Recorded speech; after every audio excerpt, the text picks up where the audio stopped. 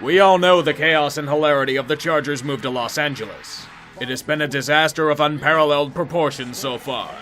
From spending years in a soccer stadium to dealing with the indignity of being a glorified home game for most of their opposition, they have been a recurring punchline for the league. The city of LA does not care for them. They play second, even seventh fiddle to other teams with built-in allegiances. A former home remains scorned. Things look bleak. But there was another team that dealt with this situation before. To say that the Oilers' arrival in Tennessee was turbulent would be an understatement. Many of the same doubts laid at the Chargers' feet were placed upon this squad. A team without a true home. The oil crisis of years past would continue on in this new age, and set a perilous course, with an uncertain future. Warren Moon, hit by Thomas again, and Kansas City takes over on downs. Another punishment.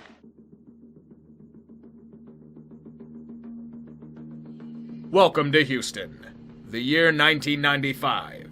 The Oilers are a hollow shell of their former glory. Years of playoff ineptitude and off-field drama have left the city fatigued and apathetic. The great stars of years past are either fading with age or gone. The contending window had slammed shut. The team had bottomed out with an unforgiving thud. Even with fresh talents like Steve McNair in tow, Houston couldn't shake the stench of previous failures. And now everything was starting to come to a head. Bud Adams sits in an executive suite stewing. The Astrodome was becoming extremely antiquated. Trying to renovate it in the late 1980s was unsuccessful. The stadium turf was extremely unsafe and dilapidated. A preseason game against the Chargers in 1995 was canceled due to it. This soulless cavern wasn't an ideal place to come for events, and the lack of even passable amenities left a burning desire in his empty heart. It was empty because he had to pay exorbitant rent to Drayton McClain and the Astros to play there. He would ponder his actions, but one move created a spark. The Rams' exodus from Los Angeles. By bringing the team to St. Louis, the city offered Georgia Frontier the right to walk all over them in high heels. Guaranteed revenues in the tens of millions from season ticket sales and personal seat licenses. An extremely team-friendly lease of a brand new dome with all the fixins. He wanted that. No matter where it would take him, he yearned for such a deal. In Houston, Adams would prefer it, but a few things undid them. Years of failure and turmoil created deadly levels of apathy within the Oilers fan base. Bud, being the shrewd businessman, began the campaign right after gutting the franchise, facing the team undergoing a 2-14 collapse in 1994. Excellent timing. If I would say the name Bud Adams in the city of Houston, there would be some choice words about him. Affectionate words like asshole, worthless snake, incompetent, and motherfucker. They probably still hadn't forgiven him for firing Bum Phillips 15 years ago. He was poison, and anyone who allied with him suffered a perilous fate. The local populace and government still remember him strong-arming the city for upgrades to the Astrodome less than 10 years ago. I don't think threatening to move the team to Jacksonville is going to work this time. The city's recession due to a depressed oil industry and still paying off the renovation debts would emphasize that. Awful convenient how Houston's mayor Bob Lanier was seeking re-election soon. What better way to gain popularity in the polls than by shitting on Bud Adams? It's not like Adams wanted an incredibly lopsided deal from the city, just a slight one. Bud would pay $75 million of an estimated $235 million stadium. Better for Houston, it would be multi-purpose, serving the Astros, Rockets, and a potential NHL team. Reconfigurable from top to bottom. A premier destination for all the hottest concerts. It would have been nice if he told the other owners of his plan. Les Alexander hated the idea of sharing team facilities and balked at the proposal immediately. But Adams could have used some political capital here. Too bad he burned it all in the early game. The stadium deal was dead before anything even came to fruition. Bud had no choice. He had to whore his team out to other cities.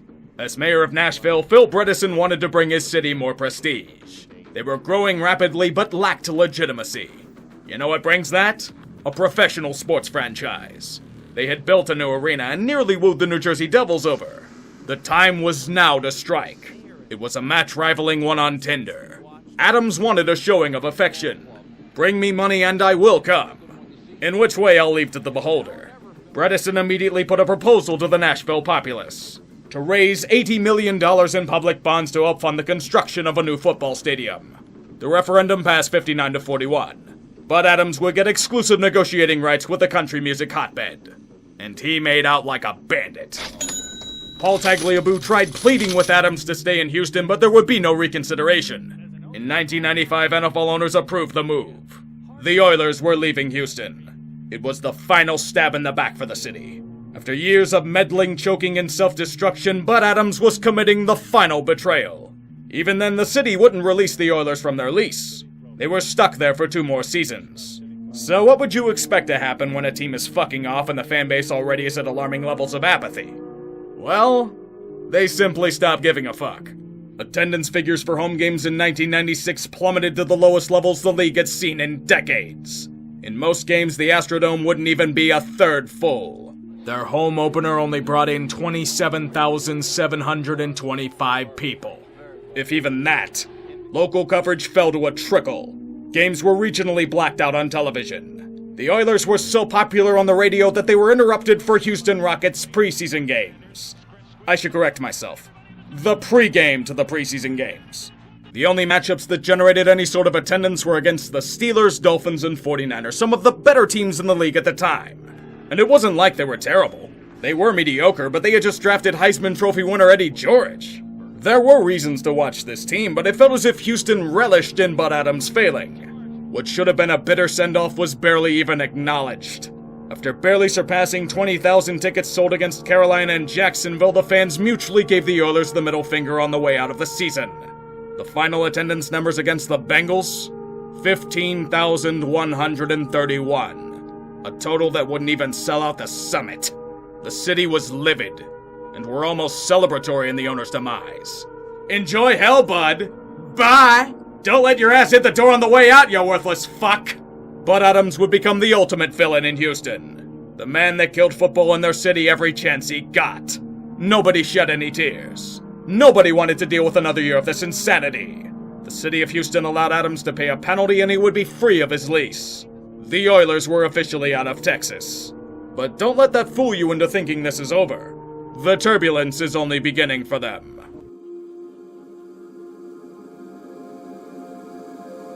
As Bud Adams and his Oilers were leaving Houston, he left many pissed in his wake. But this was a new era, a clean slate. His new domain a shrine worthy of the glories of pigskin. In 2 years. As the move was premature, Bud needed his Oilers to find a temporary home to foster a relationship with his new city. At the time, the only stadium that came anywhere close to NFL caliber in Nashville was Vanderbilt Stadium. This venue was unacceptable to Bud. 3 problems were deal breakers to him. It only seated 41,000 people. Not enough for a top-flight franchise. The stadium lacked skyboxes. No luxury suite revenue. No schmoozing with local corporations. To top it off, Vanderbilt didn't allow the sale of alcoholic beverages on stadium grounds. Even less profit to be made. Nashville was off the table. But where could he go? You could try Neyland Stadium, home of the Volunteers in Knoxville. It's bigger than Vanderbilt. Over double its size. You know what? With a 3-hour drive, there's no way they're selling enough tickets to prevent local blackouts. They're out too. After searching for a moment, finally, an oasis in a desert of non-NFL stadiums. Liberty Bowl Memorial Stadium. Over 60,000 seats to fill. An eager audience. Skyboxes. This is a perfect place to call home for the next 2 years. The only downside? It's in Memphis. On the other side of the goddamn state. A 3.5-hour drive from Nashville. Better yet, there was major construction taking place on I-40. So add up to 90 minutes on that drive. But that would be the least of their issues. In his wisdom, Bud Adams completely failed to read the room. The city of Memphis had been desperately trying to secure their own NFL team for the past 2 decades. They had a passionate fan base, but were routinely stymied by the Shield. Their World Football League franchise's attempted invasion in the mid-70s was smacked down in legal courts. They were one of the finalists for an expansion franchise in 1993, but they lost out in the final round of voting. And now this is their consolation prize? Some fly-by-night operation that's going to be gone in a few years? And worse to their big brother on the other part of the state? Why the fuck would Memphians support this? Do they not realize the massive rivalry between Memphis and Nashville? It gets more tone-deaf, too. Bud Adams said that he would consider changing the name of the team to something more fitting of Tennessee, but he had decided to cling on to tradition and keep them the Oilers. I wish I could say that's it, but it gets worse. Doubling down on his greatness, he wished for the city to start a season ticket drive to prove they were worthy of his team's presence. Even better, he all but demanded the city of Memphis pay for his team's travel expenses to their city. Yes, the team itself would have their offices and players practice in Nashville. The team would be playing 32 away games. After mass backlash, the Oilers backed off that stipulation. But Bud Adams was eager to get tithes from what he called Memphinites, merely unwashed masses that needed conversion to the Oiler Lord. Amen. If Bud thought the people of Houston were cold to him in 1996, Memphians were absolute zero. The 1997 Tennessee Oilers took the attendance lows of last year's team and took them even lower, to figures not seen in the NFL since the 1950s. No one gave a fuck. Memphians didn't care if it wasn't theirs. Nashvillians balked at the long trek across state. If they were lucky, some opposing fans showed up. A near-empty stadium was the backdrop for the Oilers' every home game. Their home opener in Memphis was expected to hold 50 to 55,000 people. They barely cracked 30. The next two games? I wouldn't look for hope there. Holy look at all this damage! You wanted to hear about the season ticket drive to prove Memphians were worthy of the Oilers? Are you a glutton for punishment? And that's just the beginning of the fun. Imagine you being in the shoes of a fan. You sit for ages in a traffic jam to get to the stadium, then wait in line even longer for the one ticket booth they have open. As you pay the ridiculously exorbitant ticket prices, you enter the lifeless, dilapidated stadium to see a ripped, discolored playing field and a scoreboard where its main feature is heavy rust. One end zone says Oilers, the other Tigers. Maybe you live in Jackson, Tennessee, an hour east of Memphis. Some Oilers players are coming for a press conference. And they just sit there awkwardly in near 100-degree heat, saying nothing. A staring contest for the ages. The team itself tried to parade down Beale Street in Memphis one day. Nobody came. Groundswelling of support. But what about the team itself? Let's put it this way. In the summer of 1997, the Oilers were still holding their mini-camps in Houston. They didn't actually move to Tennessee until nearly the start of training camp.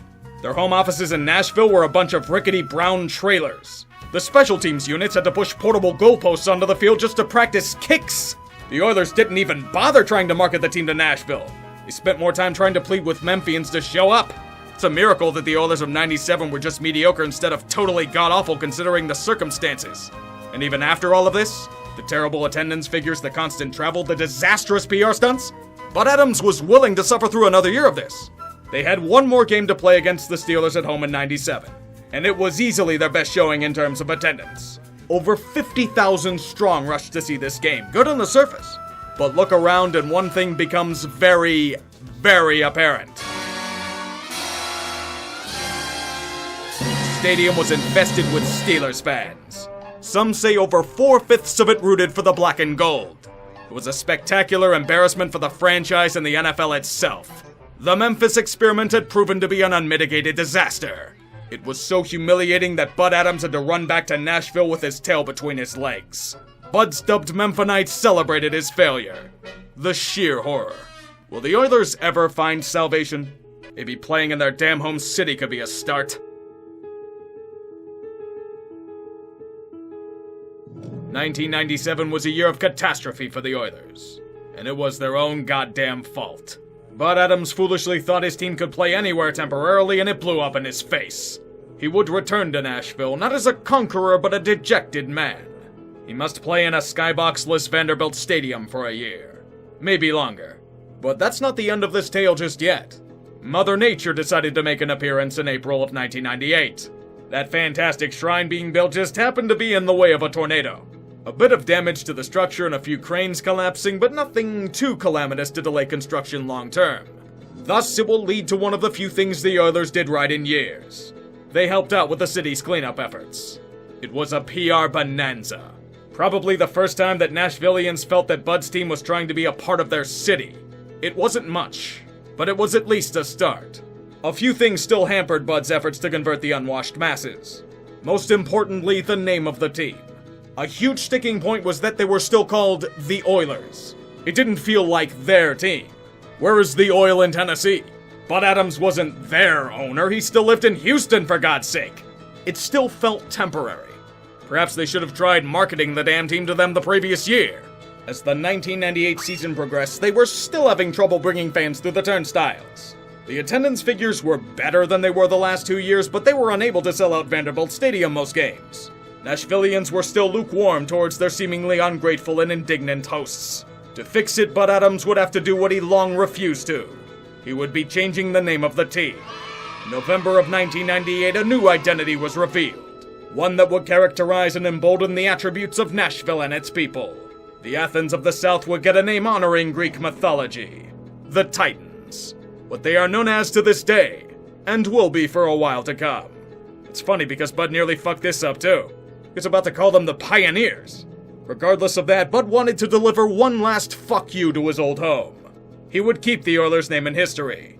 The nickname would be retired by Paul Tagliabue, so no other team would be able to use it again. Once the new stadium was complete, let's just say things got a bit better for the Titans. Nashville would slowly embrace the team. It felt like it was finally theirs. Helping matters, the 1999 Titans were really goddamn good. The emergence of an elite offense led by Steve McNair and Eddie George. The freak Javon Curse terrorizing opposing quarterbacks. Even a few old faces from Team Turmoil were still around. Bud Adams would become a god in his new city, just as he had hoped when his desires for a new stadium began 5 years earlier. A 13-3 season would only be the beginning. In the wildcard game against Buffalo, Nashville would have their connecting moment with their new team. The Music City Miracle. If you listen closely, you'll still hear people say it was a forward pass. They would ride this momentum to a Super Bowl, their first in franchise history. As for what happened that game, Can he get in? well, No, he cannot. I'll save you the anguish of it. But what about Memphis? Scorned sister that openly rejected their temporary suitor? They would not get an NFL franchise. Only a few other short-lived football teams in the XFL and AAF that were given a tepid response. However, they would receive legitimacy in a professional sports franchise. It was in the NBA. In 2001, the Grizzlies would defect from Canada to Memphis, and Memphians were elated to at least have something that Nashville didn't. Now, if they stay there, considering their small market status and alleged financial turmoil, is up for debate, but it's at least a somewhat happy ending. Houston, the adversary of Bud Adams and vice versa, had their own issues to deal with in the Astros and Rockets. Both had demanded new stadiums, and both were on the verge of moving in the late 90s. But unlike with Bud Adams, those teams had political capital to work with, and were able to secure new stadiums for themselves. Adams did a victory lap after the fact, but no one gave a shit. Despite this, the allure of the pigskin was still very strong with the city, and they were able to secure an expansion franchise over Los Angeles for 2002. However, they would not be the Oilers, as Adams was a petty fuck, but the Texans. At least the perpetual turmoil stayed with that franchise, though. But that is another story entirely. One unfolding as I speak. 2nd and 7 for the Texans. Carr. Bradford! Touchdown!